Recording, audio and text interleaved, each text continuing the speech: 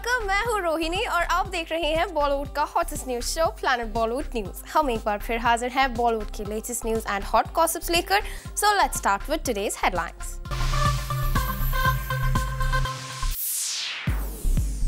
शाहरुख खान के तीसरे बच्चे की न्यूज कैसे हुई ऑफिशियल? शाहरुख खान और ऋतिक रोशन के बाद कौन सा स्टार सुपर हीरो बनने की कर रहा है तैयारी? और दिखाएंगे फिल्म लुटेरा के स्टार सोनाक्षी सिन्हा और रणवीर सिंह का exclusive interview. Planet Bollywood news की शुरुआत आज की सबसे बड़ी खबर के साथ। फाइनली शाहरुख खान के सरोगेट बेबी की न्यूज हो गई है कंफर्म। कब और किसने इस न्यूज को ऑफिशियली किया है confirm, find out in our top story. खत्म हो गया है बॉलीवुड के एक सुपरस्टार के घर से आने वाली खुशखबरी का सस्पेंस और शाहरुख खान के नाम से रोज रोज जुड़ने वाली सरगसी की कंट्रोवर्सी पर फुल स्टॉप लगा है इंडिया के लीडिंग डेली में छपी एक रिपोर्ट से। क्योंकि इस मीडिया रिपोर्ट की माने तो बीएमसी को एक हॉस्पिटल से मिली है एक बर्थ रिपोर्ट जिसमें बेबी के फादर का नाम शाहरुख खान है और मदर का नाम है Gauri Shahrukh Khan. Reportedly, this baby was born on the 27th of May 2013 at Masrani Hospital for Women in Andheri. इतना ही नहीं, बर्थ रिपोर्ट में ये भी मेंशन है कि at the time of birth the baby weighed just 1.5 kg। और तो और ये बच्चा प्रेगनेंसी के 34th वीक में पैदा हुआ। लेकिन इतनी डिटेल्ड रिपोर्ट में उस लेडी का नाम कहीं नहीं है जिसने उस बच्चे को जन्म दिया। रिपोर्टेडली कुछ मीडिया रिपोर्ट्स अब भी ये इशारा कर रही हैं कि एसआरके और गौरी के बेबी की सरोगेट गौरी की sister in law Namita Chhibber हो सकती हैं। वहीं शाहरुख खान से जुड़े सोर्सेस ये इशारा कर रहे हैं कि सरोगेट मदर वापस लंदन जा चुकी हैं। अब इस खुलासे के बाद शाहरुख खान के सरोगेट बेबी के सस्पेंस से पर्दा उठ गया है। ये न्यूज ऑफिशियल हुई है रिपोर्टेडली बीएमसी ऑफिशियल्स को मिली उस बर्थ रिपोर्ट के बाद जिसमें एज पेरेंट्स शाहरुख खान और गौरी खान के नाम है। लेकिन क्या अपने थर्ड चाइल्ड के लिए एसआरके गौरी ने सरगसी का सहारा लिया है? क्या वो रीसेंट मीडिया रिपोर्ट सही हैं जिनमें एसआरके गौरी पर प्री बर्थ सेक्स डिटर्मिनेशन का एलिगेशन लगाया गया था, जिसकी जांच करने 18 जून को बीएमसी ऑफिशियल्स की टीम शाहरुख खान से पूछताछ करने भी गई थी। ये सारे सवाल अब तक एसआरके का स्टेटमेंट ना आने से जवाब का इंतजार कर रहे हैं। वैसे बीएमसी ऑफिशियल्स की माने तो जल्द ही शाहरुख खान से इस मामले में दोबारा पूछताछ हो सकती है। यानी लगभग 20 दिनों से चले आ रहे शाहरुख खान और सरोगेट बेबी के किस्से पर लग गई है लगाम। 13 जून 2013 को एक बॉलीवुड स्टार के थर्ड टाइम फादर बनने की गुमनाम सी न्यूज आई थी और जुलाई 3 को क्लियर होता नजर आ रहा है कि वो न्यूज कितनी सही थी। हालांकि इस बीच एसआरके गौरी के सरोगेट बेबी के केस में जुड़ा प्री बर्थ सेक्स डिटर्मिनेशन का एंगल अभी भी क्लियर होना बाकी है। और जो एक और बड़ी बात बाकी है वो है शाहरुख खान का इस केस पर स्टेटमेंट।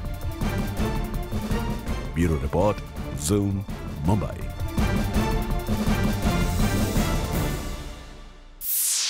एसआरके के सरोगेट बेबी की न्यूज अब ऑफिशियली पब्लिक हो जाने के बाद क्या आपको नहीं लगता कि शाहरुख को खुद सामने आकर इस मुद्दे पर बात करनी चाहिए? Tell us your views on Twitter @ZoomTV with #PBNews। फिल्म पुलिसगिरी की स्क्रीनिंग पर अपने बच्चों के साथ पहुंची मान्यता दत्त मीडिया के साथ बात करते करते क्यों रो पड़ी, आइए जानते हैं। फैंस को अच्छा लगेगा अगर देखेंगे फिल्म और संजू के लिए काफ़ी क्लोज थी फिल्म। श्योर सबसे ज़्यादा टाइम उन्होंने इस फिल्म के लिए लास्ट में स्पेंड किया था, इसीलिए माने कि आपके लिए बहुत मेमोरेबल भी रहेगी ये फिल्म। संजय दत्त की फिल्म पुलिसगिरी की स्क्रीनिंग पर अपने बच्चों के साथ पहुंची मान्यता दत्त संजय को काफी मिस कर रही थी और इस फिल्म को देखने के तुरंत बाद जब वो मीडिया से बात करने पहुंची तो उनकी आंखों में आंसू आ गए। फैंस को अच्छा लगेगा अगर देखेंगे फिल्म और संजू के लिए काफ़ी क्लोज थी फिल्म। श्योर सबसे ज़्यादा टाइम उन्होंने इस फिल्म के लिए लास्ट में स्पेंड किया था, इसीलिए माने कि आपके लिए बहुत मेमोरेबल भी रहेगी ये फिल्म। मान्यता को देखकर साफ पता चल रहा है कि वो संजय को बहुत मिस कर रही हैं, लेकिन मान्यता ने संजय की गैर मौजूदगी में अपनी फैमिली की पूरी रिस्पॉन्सिबिलिटी संभाल रखी है। और यहाँ मान्यता ने मीडिया को बताया कि फिल्म की ये स्पेशल स्क्रीनिंग उन्होंने अपने बच्चों के लिए रखी है। बच्चों का क्या रिएक्शन था? Was the screening पापा बच्चों के लिए रखा है ये पैर। साथ ही मान्यता ने यहाँ इस न्यूज को भी कंफर्म किया कि संजय दत्त चाहते हैं कि दुबई में फिल्म पुलिसगिरी की पेड स्क्रीनिंग रखी जाए और वहाँ से मिलने वाले पैसों को उत्तराखंड फ्लड विक्टिम्स को दिया जाए। मैंने उनको लिखा था इसके लिए कि राहुल करना चाह रहे हैं प्रीमियर, बट उन्होंने लास्ट जब सुनामी भी हुआ था तो उन्होंने काफ़ी तब भी पीएम फंड के लिए काफ़ी फंड रेज किए थे, तकरीबन 1.5 करोड़ रुपए तब रेज किए थे। तो उनकी ये मान्यता थी कि पैसे ना वेस्ट किए जाएं वहाँ पे। वेस्ट तो नहीं होते स्पेंड, लेकिन फिर उन्होंने कहा कि कोई आर्टिस्ट भी नहीं है और मतलब फ़ायदा नहीं है, संजू भी नहीं है, कुछ नहीं है। तो ही सेड कि अगर वहाँ ना करते हुए पेड रिव्यू करें और उसके पैसे अगर पीएम फंड में देंगे तो अच्छा। साथ ही मान्यता ने संजू के फैंस से इस फिल्म को सपोर्ट करने की गुजारिश की। फैंस को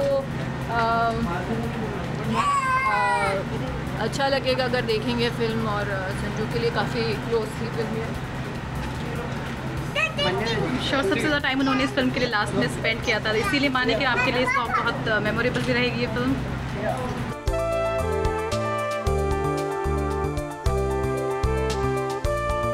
For Hardik Tanna, Zoom, Mumbai। Bipasha Basu की फिल्म सिंगुलैरिटी फाइनली रिलीज होने जा रही है, लेकिन बिपाशा की ये फिल्म इंडिया में नहीं बल्कि किसी और ही कंट्री में हो रही है रिलीज। क्या है इसकी वजह? Let's find out. बिपाशा का हॉलीवुड प्रोजेक्ट सिंगुलैरिटी तो आपको याद होगा ही। ये वही फिल्म है जिसकी मेकिंग के दौरान बिपाशा और जॉश हार्टनेट के लिंकअप के रूमर्स तक बाहर आए थे। तब इस फिल्म ने इतना बज़ क्रिएट कर दिया था कि सबको लगने लगा कि जब ये फिल्म रिलीज होगी तब लोग इसे जरूर देखेंगे। पर क्या आप सभी को पता है कि ये फिल्म रेडी तो हो गई है, but no one is ready to buy this film. जी हाँ, बिल्कुल सही सुना आपने। पिछले 2 साल से बिपाशा हॉलीवुड में अपने लिए जगह बनाने की कोशिश कर रही है, और जिस फिल्म पर बिपाशा इतने टाइम से मेहनत कर रही थी, उस फिल्म को बॉलीवुड में तो क्या हॉलीवुड में भी कोई बायर नहीं मिल रहा है। मगर अब सुनने में आया है this film might see the light of day. Singularity is all set for a remake but in Russia. चौंक है ना? जी हाँ, हमें भी शौक लगा था बिपाशा बासु का फर्स्ट इंटरनेशनल प्रोजेक्ट रिलीज होगा लेकिन रशिया में। लेकिन अब भी रशिया की अक्टूबर की रिलीज डेट फाइनलाइज नहीं हुई है, और तो और इंडिया में तो रिलीज का नामो निशान तक नहीं है। अब ऐश्वर्या, मलिका और फ्रीडा के बाद बिपाशा बासु का भी हॉलीवुड करियर टेक ऑफ करते नजर नहीं आ रहा। वैसे जिस तरह का हाल इस फिल्म का है, अगर बिपाशा को सिंगुलैरिटी के लिए सिंगल स्क्रीन भी मिल जाए तो भी चल जाएगा। For Elika Srivastava, zoom, Mumbai. Actress Chitrangada Singh आजकल काफी बिजी है, लेकिन अपने फिल्म के प्रमोशन या फिर फिल्म की शूटिंग में नहीं बल्कि किसी और ही काम में। आप भी देखिए। इनकार और फिल्म आई मी और मैं के बॉक्स ऑफिस धमाकों के बाद आजकल चित्रांगदा सिंह कुछ ज्यादा ही बिजी हो गई है।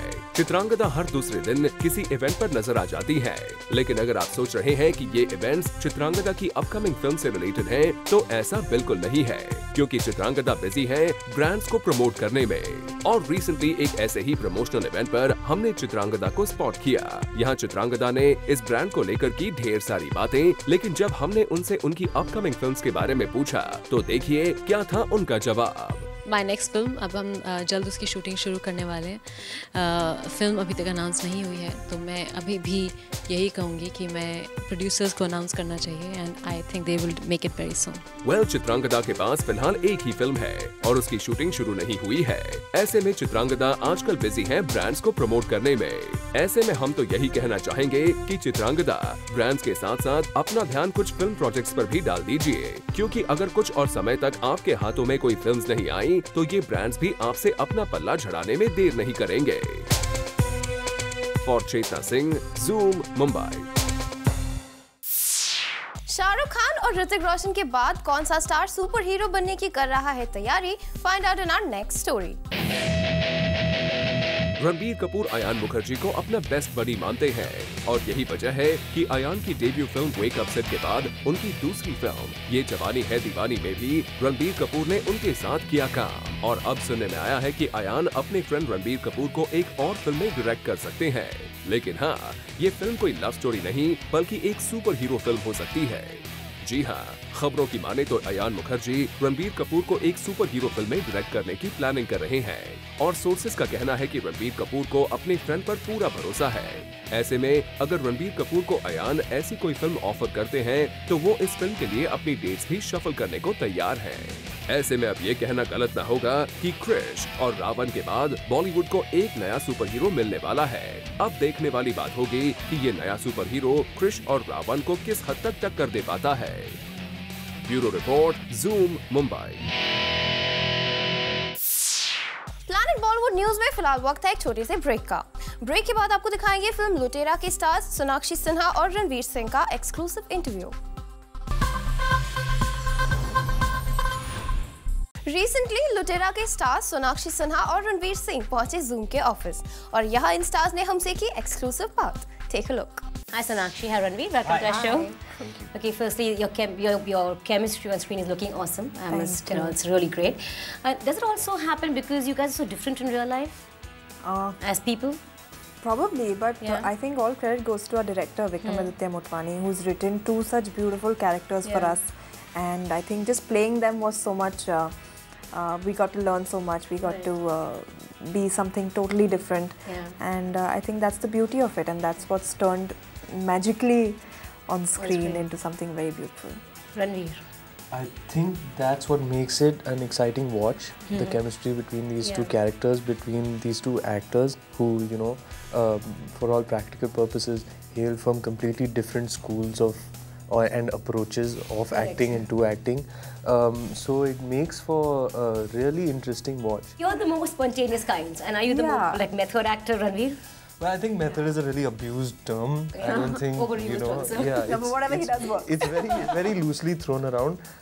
I used to, yes, have a process and prepare a lot, but after having worked with Sonakshi, I think I've seen that her approach is brilliant. Actually, because it's also easier. You also enjoy it more rather than stress about it, and it also leaves room for very organic and spontaneous things to happen. You know, if you prepare and you plan and plot too much, at some point it's going to get rehearsed and mechanical. And what is acting in cinema? It's the capturing of organic moments. So she leaves so much room for whatever has to happens in that moment, and that moment that we're talking about is when the camera is rolling, like she said. So it really is a brilliant and it's a naturalist approach, I think, for lack of a better word. But yeah, I definitely took a leaf out of her book, and I've become much more at ease with what I do now. But isn't there a moment or a particular scene where you're like nervous about it? I know you're spontaneous and you react when the camera rolls, but you know, have there ever been a moment the like only that? thing that I get nervous about is crying on camera, because I can't cry when there's obviously a unit present over there. I can't cry in front of so many people. It's really, I don't know. Of course, it's very taxing. It's very taxing. You're at your most naked, you know, emotionally. And me personally, I'm generally a very happy person, so I cannot just cry. It doesn't happen, so that is difficult for me. You know, you were saying in some interviews about how Vikramaditya Motwani, director, actually broke you for this role. It is something that I knew at the very outset when I signed on, that it was going to be something really different. It's going to require me to break everything that I know and try and explore a different side to myself. I always knew that, but when I actually got down to doing it, I was finding it very difficult, and I wasn't grasping it initially. It was actually during workshops when things actually came to a head, and I was like, man, I can't do this. You know, I just can't. Yeah, we heard on day 4 you wanted to quit. Yeah. Is that true? I think one of those Neel Kamal ka plastic chairs, I think I picked it up, putcoed it in the workshop, in the hall, and he sat me down, and he said something that will resonate with me for the rest of my life. It kind of was a turning point for me as a performer and as a person. He said, you know, you think that you owe it to the world to always make people smile and entertain them and infect them with your energy. You don't. So let go of what has really become a habit for you, and try and explore this side of you that I know you have, that I can see that you're fearful of showing to people. We were hearing about how you become allergic to the term lucky mascot. Tell us why. I'm not allergic to it. It's just is loosely thrown. Yeah. You be lucky mascot. Exactly. तू lucky mascot बनी रहे. One more time. मेरे लिए just one more time. Sir. I'm not allergic to it. It's just I think it's about time people spoke of. I mean, they don't, the work as well, and it's not like they haven't. So I think if they only spoke about me being lucky and not having talent, then I'd be allergic to it, but it's fine. Thanks so much for being on our show. It was great talking to you all, and I hope it's a super success. Thanks, Ranveer. Thanks, Sonakshi. Planet Bollywood News में फिलहाल वक्त है एक छोटे से break का, लेकिन आप कहीं मत जाइएगा क्योंकि ब्रेक के बाद भी बाकी है बहुत कुछ खास. So stay with us.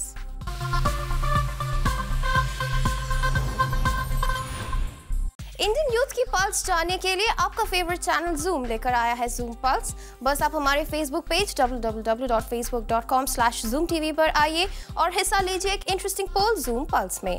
Recently, Zoom Pulse के ऑनलाइन पोल का सवाल था Which actress according to you will rule Bollywood in 2013? और इस पोल में 51% वोट्स के साथ दीपिका पादुकोण रही नंबर 1 की पोजीशन पर. वहीं 33% वोट्स के साथ कटरीना कैफ रही सेकंड पोजीशन पर और इस पोल में 15% वोट्स के साथ करीना कपूर ने पाई नंबर 3 की पोजीशन. अगर आप भी इस पोल का हिस्सा बनना चाहते हैं तो लॉग इन कीजिए www.facebook.com/zoomtv पर और हिस्सा लीजिए इस वीक के पोल में. With this, it's a wrap. Planet Bollywood News में कल हम फिर लौटेंगे लेकर बॉलीवुड की और भी latest news and gossips. Till then, keep watching Zoom, India's #1 Bollywood channel.